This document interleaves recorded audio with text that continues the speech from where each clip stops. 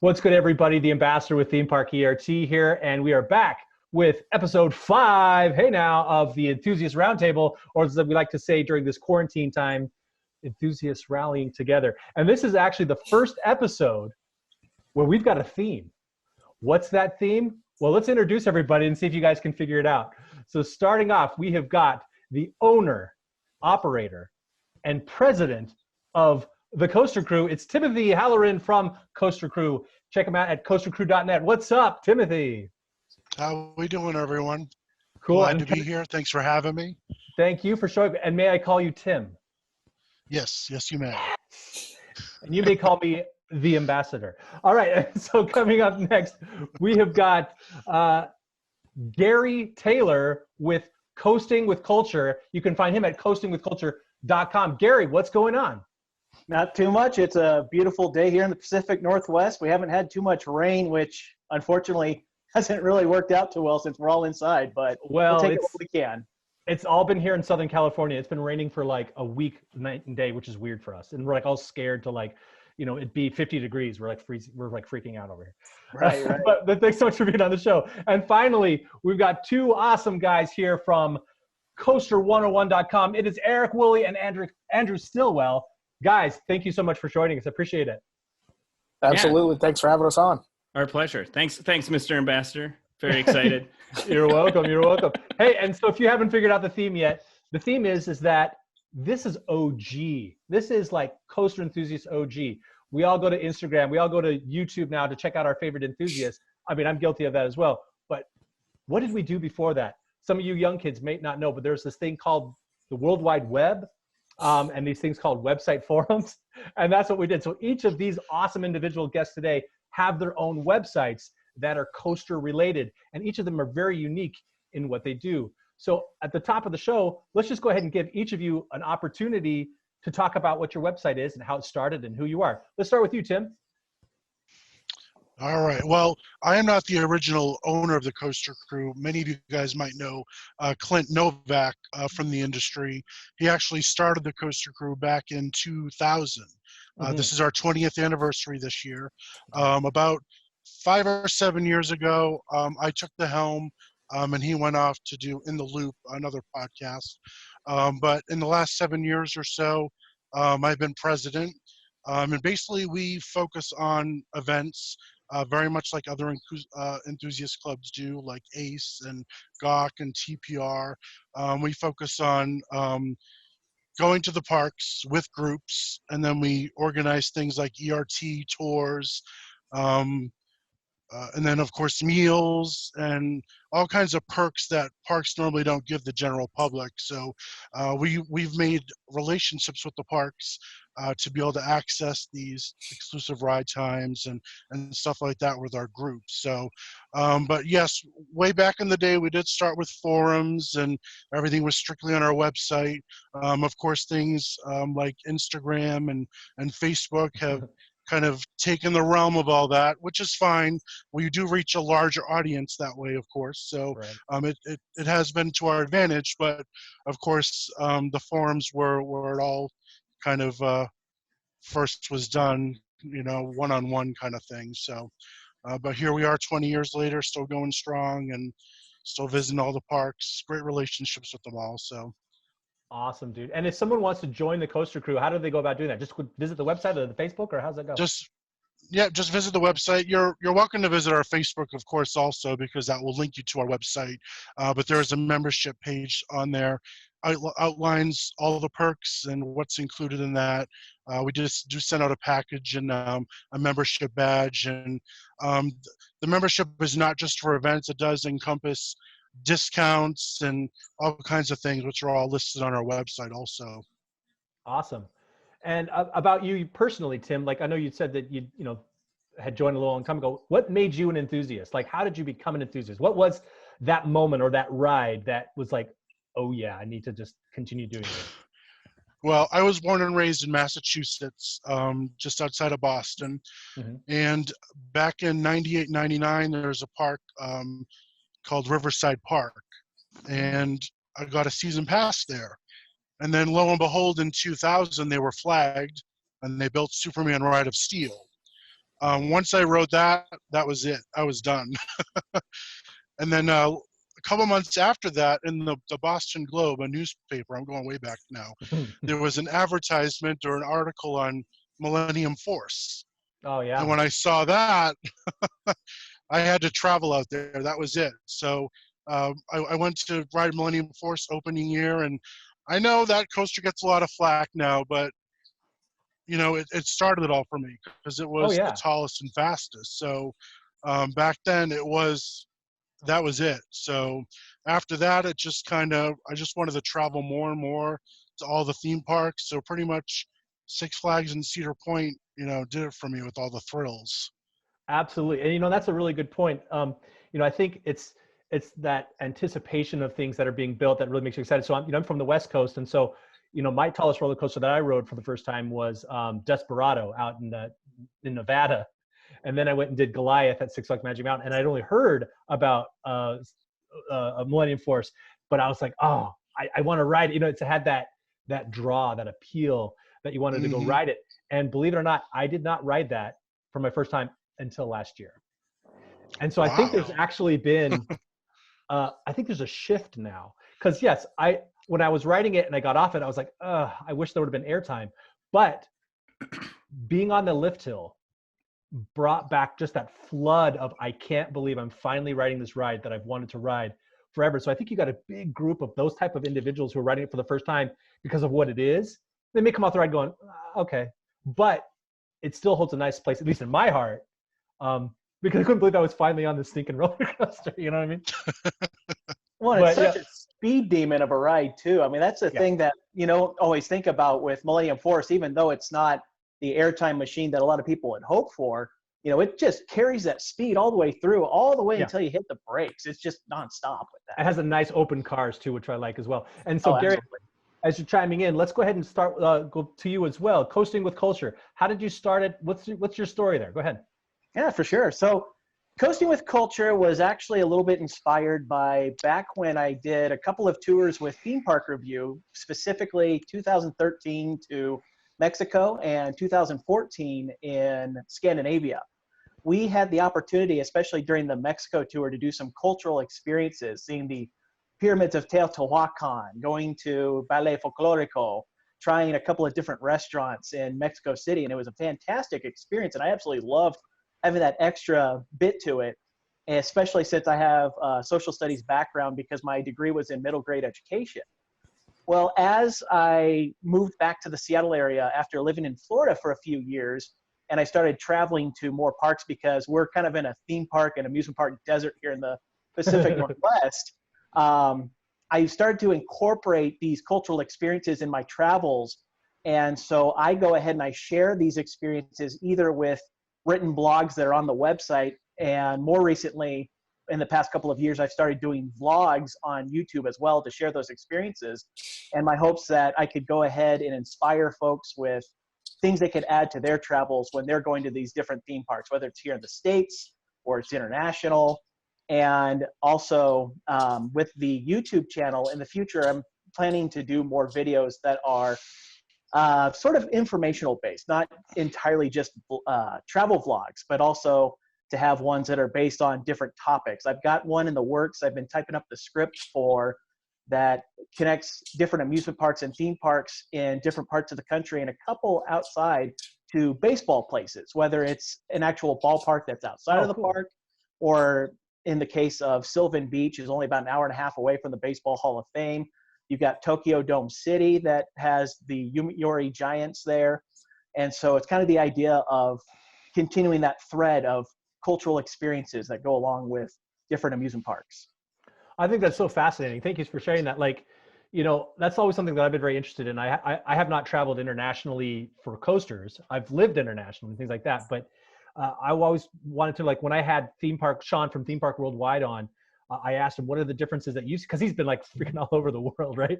Like, what have you noticed from park to park, like how the culture interacts with the rides, you know? So I just think that's such a cool thing you did. And when I came across your website, I was like, this is awesome. So, and then what about you? And how did you get started, Gary, with like roller coasters? Like what drew you in? Why did you want to become an enthusiast?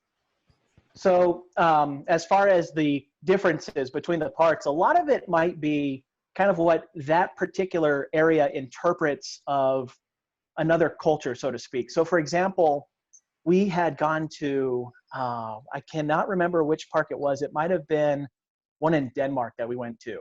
And we went to this Western themed area. And as we're going on the boat ride that would go through this Native American village, you know, they're playing the song One Little, Two Little, Three Little Indians. And it's one of those things where it's like, not sure that really flies so well here anymore. But the stuff that you see in these other parks, you know, it may not necessarily be as much that they're as worried about the politically correct way of doing things, or maybe they just interpret it differently. You know, you may have heard about Bon Bon Land over in Denmark, where you could see all the naked boobs all over the place and all the suggestive themes that they have to go along with it. And so there's things like that that make it really fascinating. And then on top of that, just going to places that are connected, but seeing the differences in how they operate, such as my most recent vlog was from Hong Kong Disneyland for part of the Hong Kong trip. And you go into the attraction called Mystic Manor, which is supposed to be their version of the Haunted Mansion. Haunted Mansion, yeah. But because the Chinese culture is very leery about the interpretation of death or the afterlife, they went ahead and changed the theme. They made it with its own story. And it's one of the most incredible attractions ever. It's one of the trackless rides similar to Pooh's Honey Hunt over at Tokyo Disney. And it just blew my mind when I rode it. Like, I just wanted to keep going and going. And it happened to be a slower day, so it was possible to do so. Nice. To the other question that you were asking about what got me into roller coasters, it's actually similar to Tim's story because it did involve Cedar Point, but it was about 4 years earlier. So at that time, we were still living in the Seattle area. We had been to Disneyland and Knott's Berry Farm when I was a bit younger. And, you know, I enjoyed it, but I wouldn't quite get into roller coasters and theme parks in that same way until we went to visit my grandmother in 1996. She was living just outside of Columbus in Ohio. And we took the drive up north to go to Cedar Point. You know, we had taken advantage of AOL for the first time, kind of going with your web thing there. Wait, did you get the DVD in the mail? Or the CD? Yeah, exactly. It was the CD-ROM. The 10 floppy disks. Exactly. This would be the point where, you know, downloading the pictures would take about 10 minutes as the website would load. Yeah. But we'd see the layouts of the different coasters at Cedar Point and things like that. And, you know, my dad was actually most excited to try out Mean Streak, but he ended up not liking it that much, which I think we can all understand why. Yep. But what really got me into it was the second ride we did that day, which was Raptor. So my cousin and I got in line to go on Raptor, and my dad came trying along behind us because he pretty much said Mean Streak was the one thing he was going to do. But he came behind us, he joined us, and I was like, Dad, you're going to go on this with us? He just said, yep. So we're waiting in line, you know, with it being in the front of the park on a summer day. It was about an hour and a half wait. We get halfway through the line. You've got the last helix and the flat spin there at the end, and I'm watching that, and I'm just starting to get that nervous feeling in my stomach. And then we get to the staircase leading up to the station, and my dad says, well, we're on the home stretch. And that nervous feeling is just getting so much worse because the biggest coaster I had done at this point was Blue Streak right next door. And then we're strapped in. We've got the shoulder harness on. And as we're about to roll out, I just turn to my dad, I'm like, Dad, I don't feel so good. He's like, oh, you'll be fine. And then we start going up the lift hill, and I say, Dad, I'm going to regret going on this. And then as we go down the first drop through the loop, and I believe we were probably going through the barrel roll right after the loop, that's the point where I'm just yelling, I'm going to regret saying I'm going to regret going on this. Yeah. And that actually was what really got me into it. I became so obsessed. I learned all the statistics of all the Cedar Point coasters. Sure. And then, you know, for about 3 or 4 years after that, it was all Cedar Point, Cedar Point, Cedar Point. But then we moved to North Carolina right before I started high school. And that's when I started going to Busch Gardens in Williamsburg and Kings Dominion. And then by the time I went to Universal for spring break, my first year of college down in Florida, I think that's when I started to accept that there are other parks that are great as well. You know, Cedar Point's still going to hold a very special place in my heart because of that. And also because I worked there for 2 summers. But there's so many parks out there that are just fantastic, and it's continued even as I start doing these travels internationally. Nice. No, dude, that's crazy. It's so funny. It's like I can relate so much with some of the things that you're saying. It's like, but I think your jump between Blue Streak and then Raptor, probably one of the biggest jumps that I've ever heard of from an enthusiast of like big time. It'd be like saying, at least in, like say in Japan, it's like, yeah, I rode the little wild mouse and then I got on Ijanika.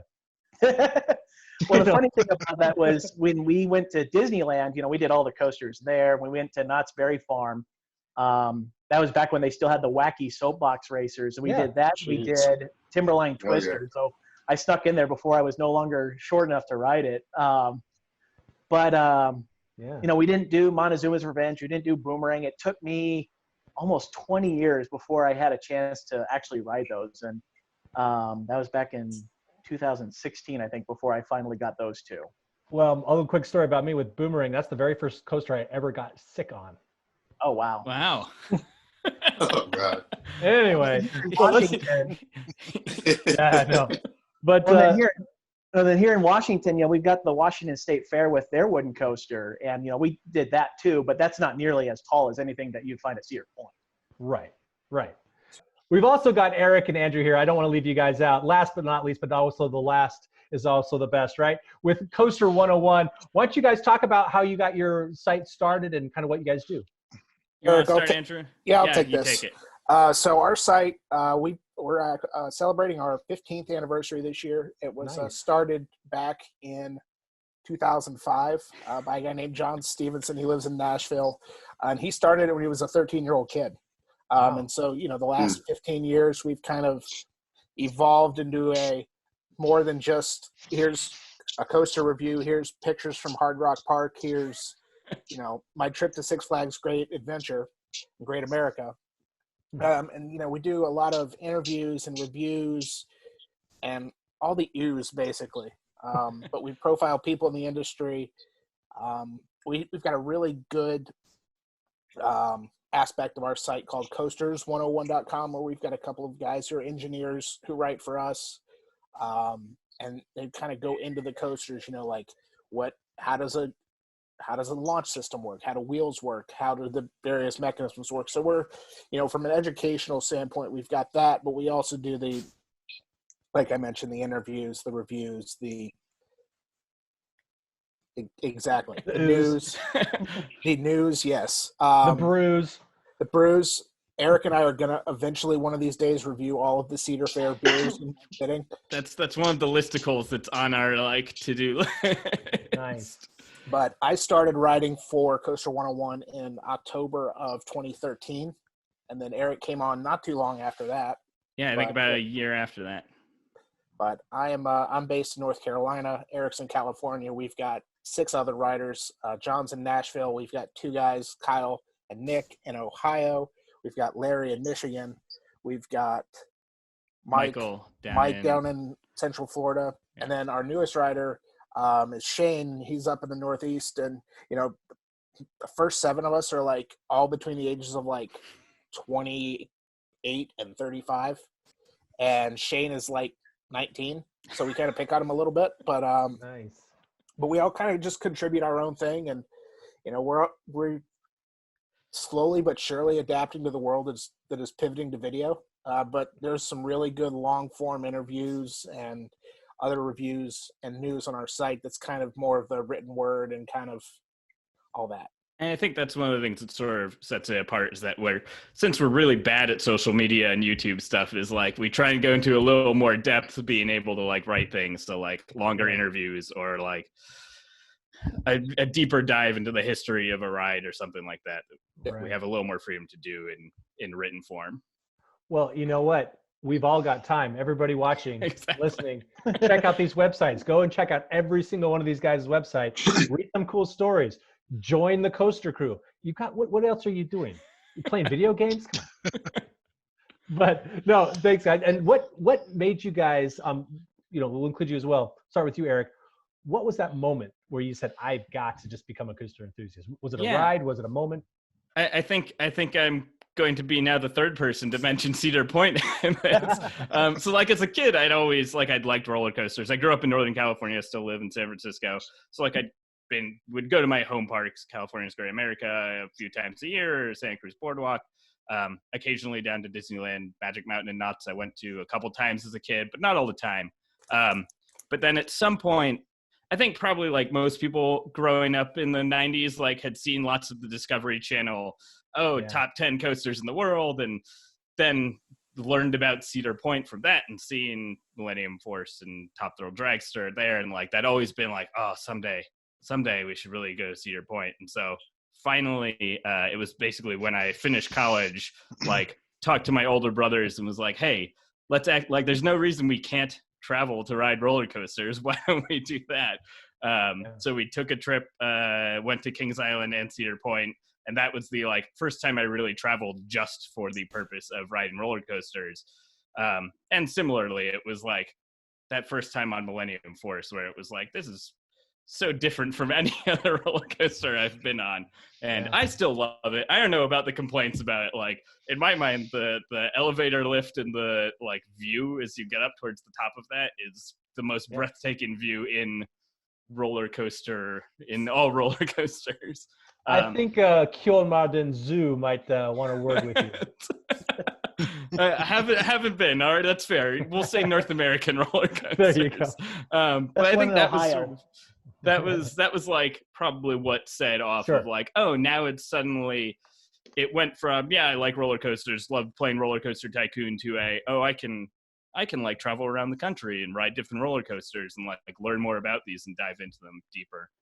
So that was like the tipping point in like, I think that was 2007 or 2008 that I did that, and that was sort of where it shifted to a little more serious.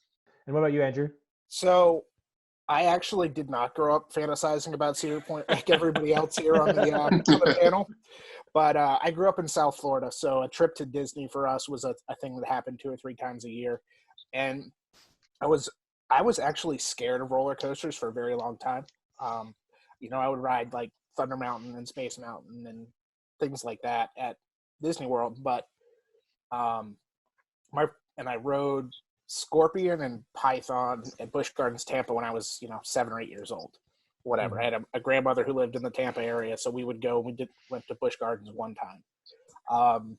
But the coaster that actually did it for me was the Incredible Hulk at Islands of Adventure. I was terrified of it. I was there with my mom and one of my mom's friends, and they said, all right, we're going to get on this. Okay, fine. And I white knuckled it the whole way through, and I was like, I'm just panic. Kind of like Gary's experience on Raptors, just like, oh, and I white knuckled my way through it and got to the end. And I was like, this is pretty cool. And, that was sometime in 1999. In 2000, I moved to North Carolina, which in the center of North Carolina, there's not a lot within driving distance. And, as a 10, 11-year-old kid, my options were Carowinds, which at the time was not as good as it is now. Right. But I just I got this passion that like I had this in my mind that I want to design roller coasters when I grow up, because I had this, this experience on the Hulk and later that day Dueling Dragons. And I was like, I want to design roller coasters. This is what I want to do. Like I applied to UCF for their theme park management program out of high school. I didn't end up going there, but I realized very quickly that designing roller coasters would take a lot of math and engineering, which I'm not good at. So it's always been a thing. Like especially moving to North Carolina, like I craved any book or website on the subject. This is back before podcasts. This is back before anything. And I was like, I would just go on RCDB and just look around and just hit the random coaster button like 30 times. But, but it's just something that's kind of stuck with me and has continued to stick with me since. Right. So I have a question. Yeah, Tim. Have you gone back to the Hulk to get your second credit on it? I have. Yes. Great. I have. It's to me, it's this. I like the original version a lot better. I think that's warning fluid levels dropping in the tube it's pretty irreplaceable, even if the guy from Fallout Boy is gonna soundtrack the ride that you can't really hear. But yes, I have my 2 Hulk credits. So That's pretty cool. Like, what other rides are going to be like? I mean, I guess you've got the RMC converts that you can get double credits on. mhm. I think probably my most rare is I actually rode X the opening week. Okay. Wow. That it opened. And Yeah, I was again, there opening day. It's crazy. yeah, John was there opening like day. 5 hour, Yeah. 6 hour line for that thing. And let me It's tell you, crazy. like, yeah, I was like, I think I was 21, and like, I lived where I lived was just north of Las Vegas, so I had like a lot of the Vegas coasters. And then if I wanted to, I could drive 4 hours north and get to like Lagoon, which has some good coasters there as well. But at the time they didn't have like Cannibal or Wicked or anything like that at the time. But so my family worked for an airline, so I could fly standby if space was available down to Magic Mountain, and so I'd go to Magic Mountain all the time. So I remember when Superman opened and going on Superman for the first time. That was like that same My White Nickel experience that you guys were talking about, sitting there, and it was forward facing at the time. I can't even imagine running it for the first time backwards. I was scared the crap out of me. But like just sitting there, you can see the tunnel. You're like, good Lord, we're gonna go 100 miles an hour, Well, And then you see the tunnel, and you don't see the top.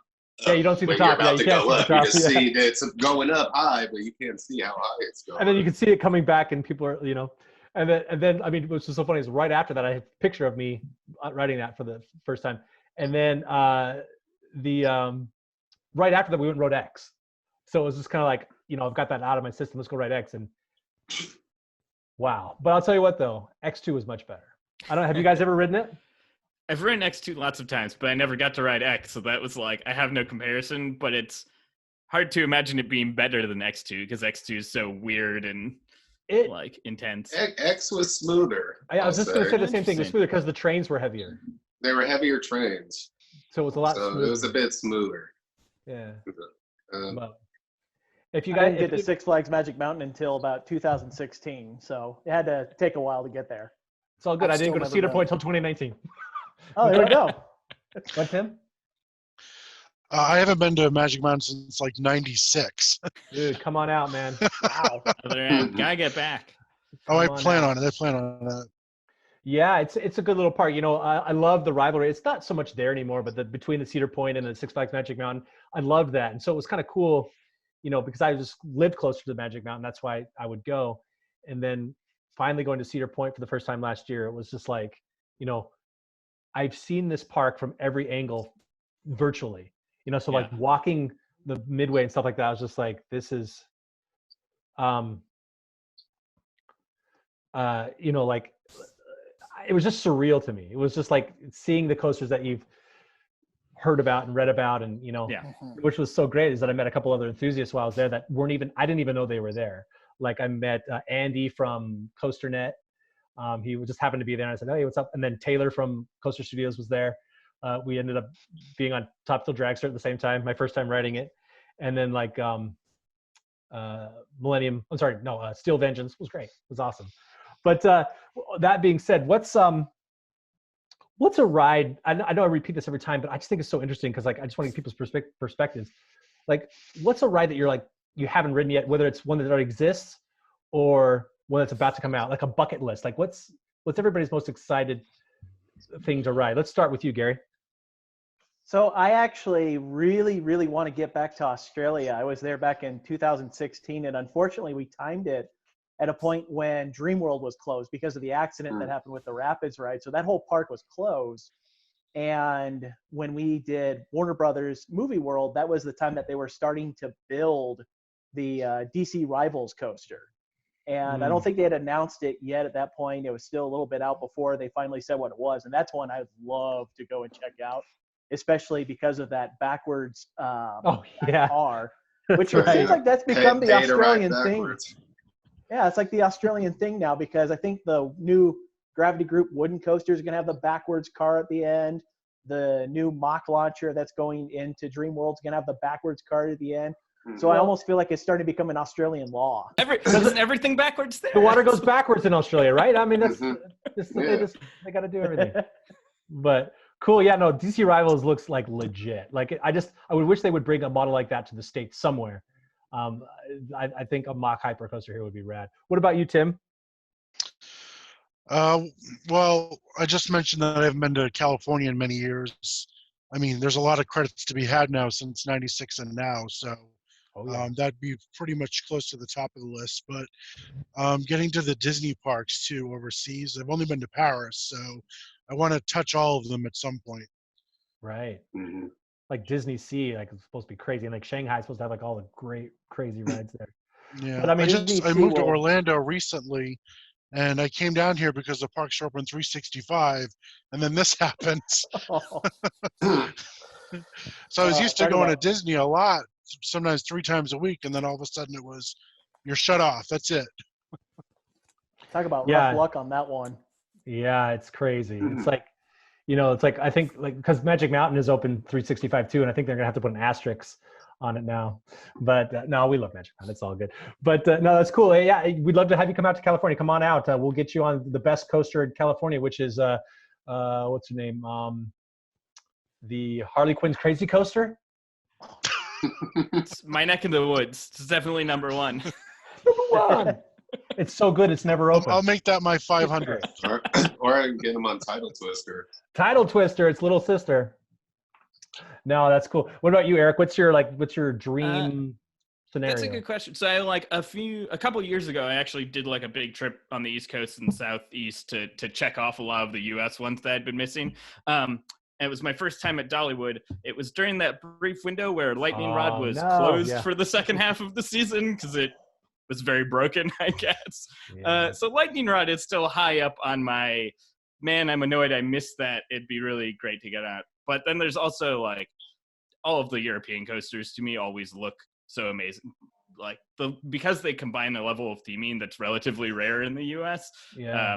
They're like, Terran is one that I've always looked at and been like, my God, that looks like a coaster that I would absolutely love, like would shoot to the top of my list. Right. And since you love, Millennium Force, we get you on the one that was supposed to be Millennium Force, which would be Expedition G-Force. Get you on that one.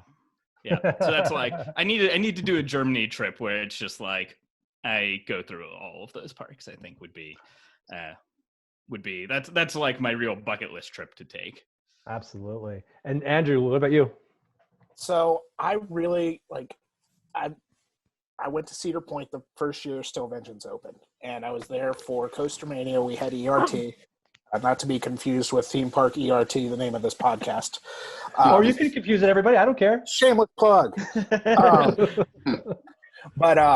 So I was ready. I was going to get in the front. Was next in line, front row, go in, pull the restraint down.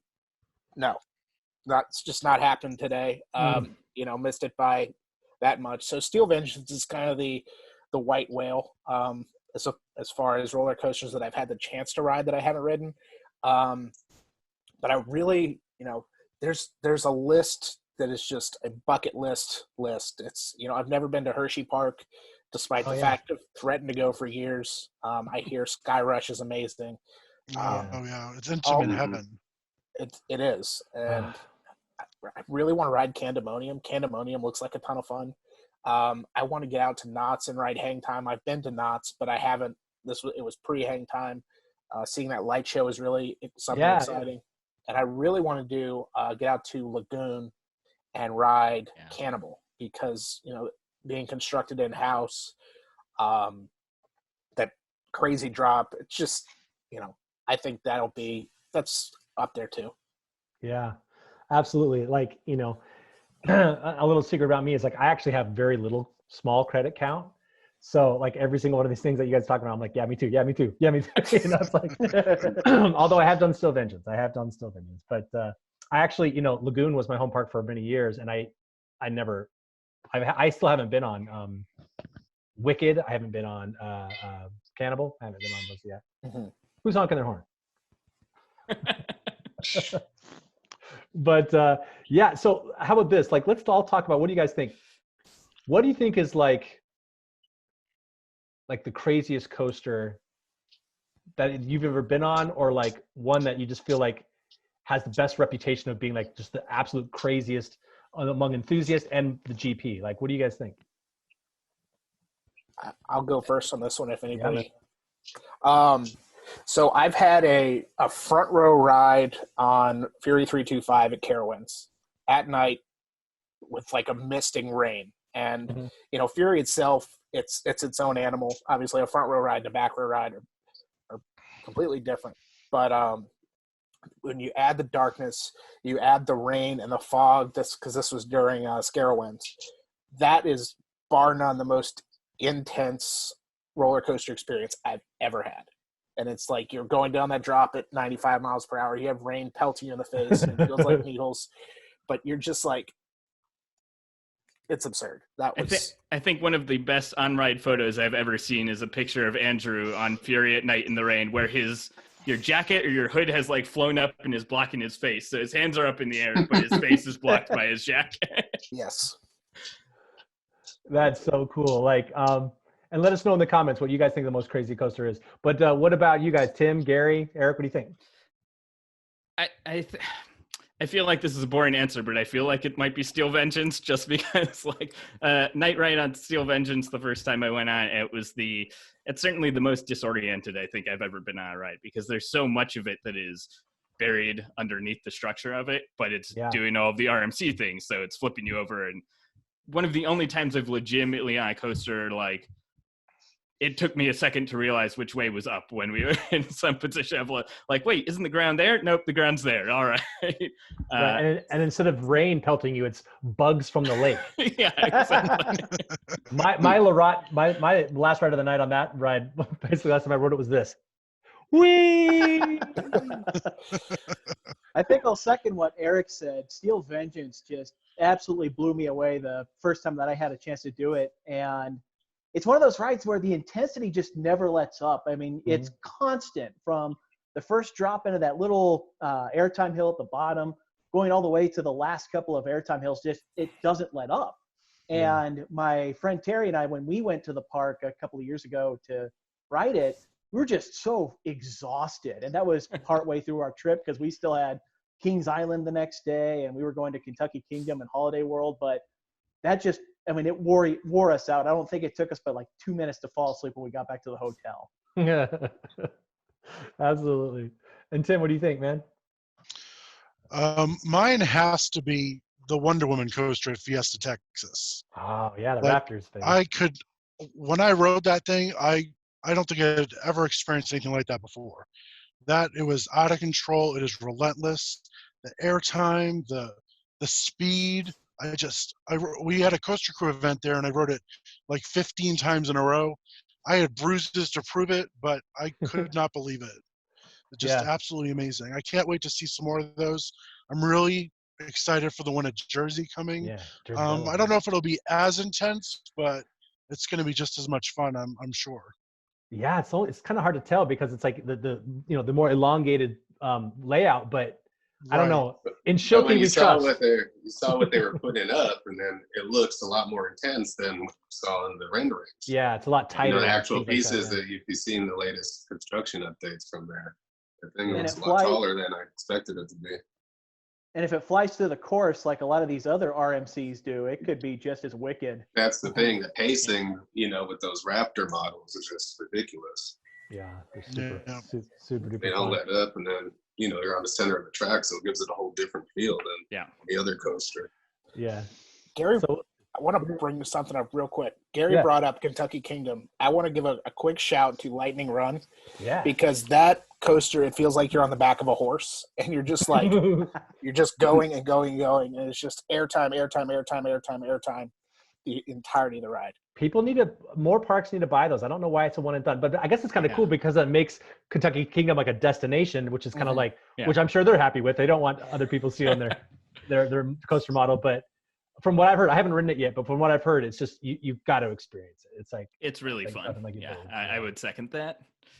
Very cool. Seem to remember there was a rumor a couple of years ago where Fun Spot in Orlando was thinking about getting one of those. And I was thinking to myself, if you had that with White Lightning, that could be a real formidable 1-2 punch in the Orlando area. I mean, they don't have the theming and stuff like that, but as far as just coasters go, that'd be a pretty good pair. Yeah, we'd welcome that.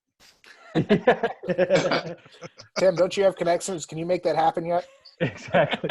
Oh yeah, I'll start right now. They got while the downtime's happening, I got plenty of time for construction.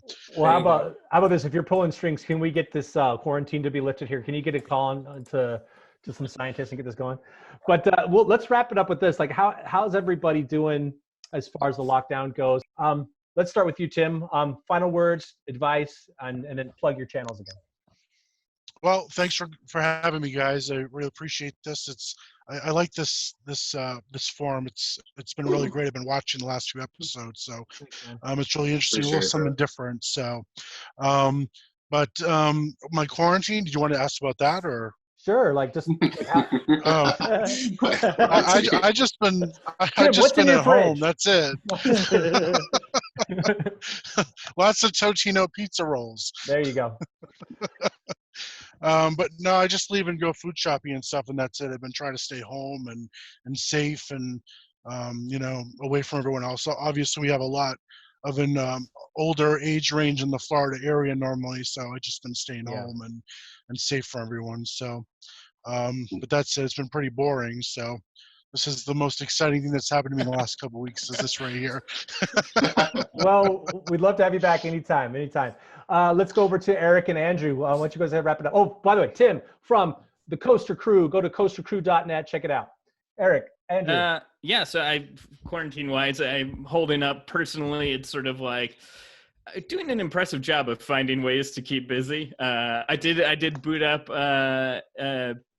Roller Coaster Tycoon again after years, so like that's a good way to get a coaster fix. I think for the website, we've mostly we're taking this opportunity, sort of like what you guys are doing with the podcast, of like, well, there's a lot of enthusiasts and journalists who are bored right now. Who can we interview? Lots of that. And we did one with Theme Park Worldwide, and Andrew interviewed Arthur Levine, who's well-known theme park journalist. I just did one with Carly Wiesel, a Disney journalist. So like.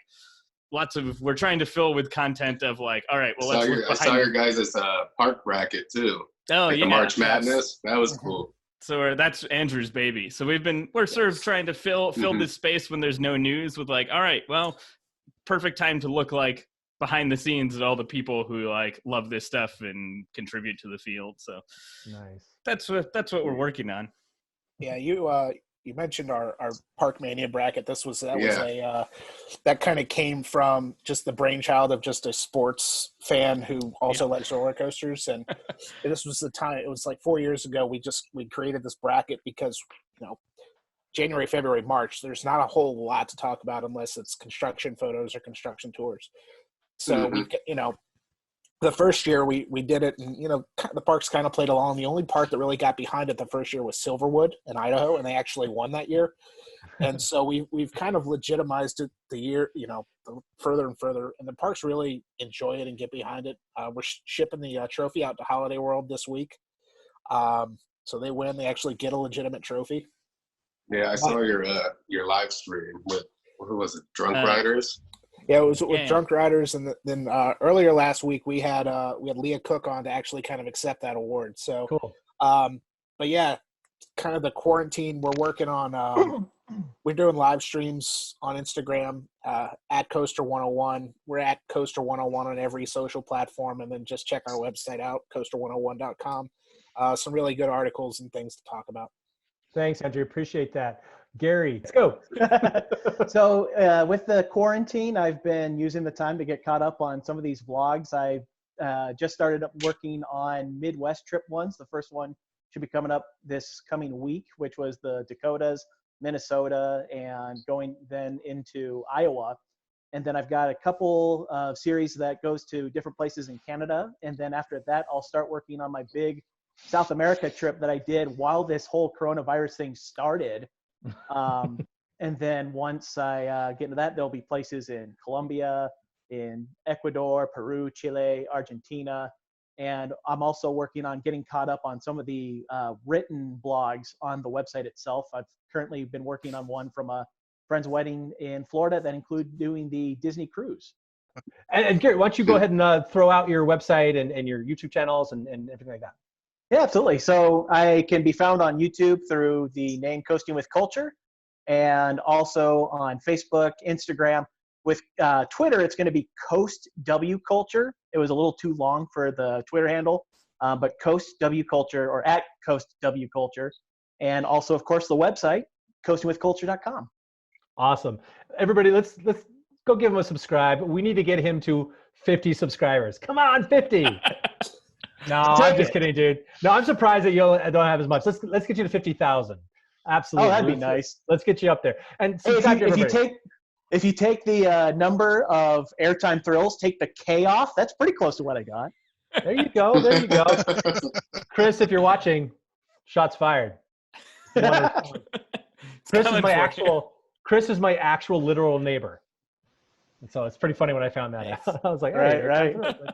But who cares about airtime thrills? We're all about Coaster Crew. We're all about Coaster101. We're all about coasting with culture. And of course, John, some parting words from you, John. Thanks for watching, guys. Thanks for the support and, all the nice comments you guys have been leaving for us. And, we'll continue to bring more in episodes in the future, and hopefully you'll have some new ideas for the channel and, a lot of other things going on. Yeah, absolutely. The whole quarantine is over. Yeah, absolutely. We'd love to have you all back on at some other point, and we'd all love to also, because the other part of what our channel does is we'd like to do one-on-one interviews on location. So once that gets going again, we're going to travel around and we're going to start doing that. So again, thanks for everybody. Thanks for being on our first themed episode. Take that, Disney. Take that, Universal. We did theming too. But again, everybody out there, check out all these other channels. Be safe while we're still in this, what's the saying? We're all in this together. I get it. But let's just do our part so we can get these parks open again. So we can get grocery stores open again. So we can go get a haircut again. But that's anyway. Top on my list. Exactly. I think I'm okay. He's doing all right. I'm about there too. I'm about to just take a razor to my own head. But anyway, on that happy note, we're just again, thanks so much everybody for joining us. We appreciate it. Appreciate the enthusiast community. And this has been your Theme Park ERT.